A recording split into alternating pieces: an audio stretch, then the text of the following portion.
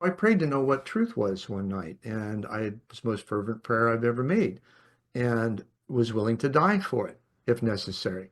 So then a few days later, I have this experience with a voice that I had never identified, just thought it to be truth because it never proved otherwise to me. And I've had it since I was 5 years old.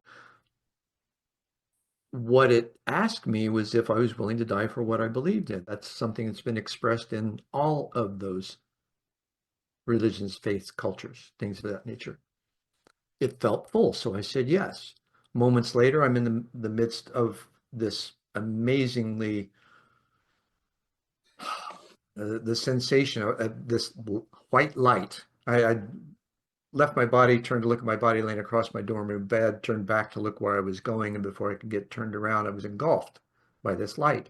It had an effervescent, iridescent, high-pitched sensation to it. When I realized that, I also realized I was thinking. So I was thinking I could not be dead. And that gave me the next question, is there more? And so through that following experience, which I shared with you earlier, I had an experience of cosmic consciousness, came back into my body afterwards and knew that we are all cosmic consciousness condensed into form, just unaware. And I felt like Jodie Foster coming out of contact and just, tears streaming down my eyes at the awe that I felt just in seeing this. Then I hear a voice and it says, we are not only your forefathers, we're also the forefathers of your solar system. And I turned around, I started to ask questions.